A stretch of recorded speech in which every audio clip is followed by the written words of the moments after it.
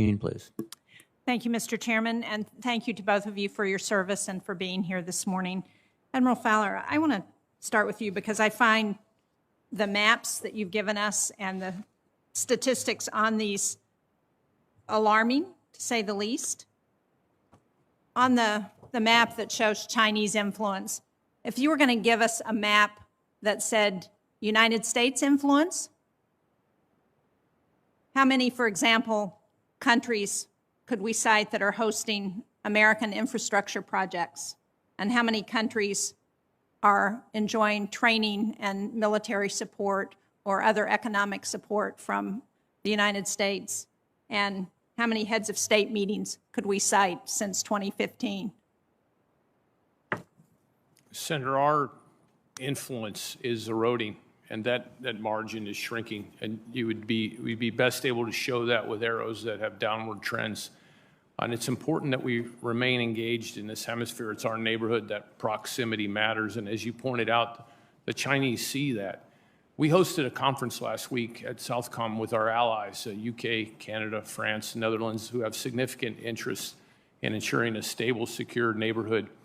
And one of the foreign participants said that the region is in a lifeboat, and it is sinking in the violence, and it is sinking in Chinese influence.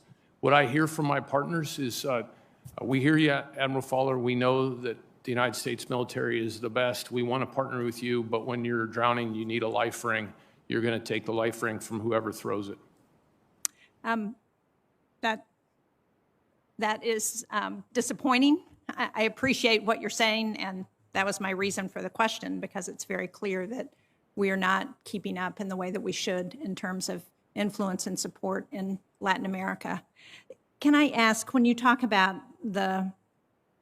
Senator Inhofe raised the 1% of resources that you have for Southcom, and one of the operations that you're responsible for is counter-narcotics operations. In New Hampshire, we have been dramatically impacted by the opioid epidemic, and obviously drugs coming in across our southern border come up Interstate 95 all the way to New Hampshire and northern New England. How much, if you were going to define what percentage of your operations are counter-narcotics, can you describe that? And can you use, if you had more resources, would you be able to address more of what's happening with the transnational criminal organizations? Senator, I'd like to start by thanking the New Hampshire National Guard, our state partner for El Salvador, a critical partner, and the National Guard across our region. That's our #1 force provider. They've stayed engaged despite the pandemic in a way that builds trust and partners and helps train them. What our real goal here is to train our partner nations to take care of their own security problems. We can't interdict our way out of the narcotics problem. We've got to get our partners in the game. And this past year, despite a pandemic, they actually increased their performance, their involvement, up to 60% of all our disruptions. But that's still not enough. We've got to focus on the source and the destination. And one of the key areas that needs more emphasis, and we've really worked hard this past year with our partners, is in countering the money supply. I talked about the importance of that, really getting to break the back of these organizations.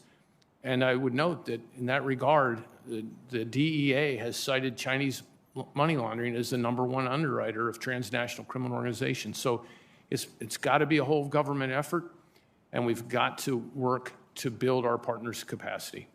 Well, thank you, and thank you for your nice comments about the New Hampshire National Guard. I agree, they have had an excellent partnership with El Salvador. General Van Herk, I only have a little bit of time left, but I wanted to ask you about the impact that you're seeing from climate change on the Arctic, which we know is melting a lot of the ice there and opening up routes through the Arctic. What impact is that having on our potential impact is that having on our national security, and what do we need to do to respond? Senator, environmental change is having a significant impact as it creates opportunities and it also creates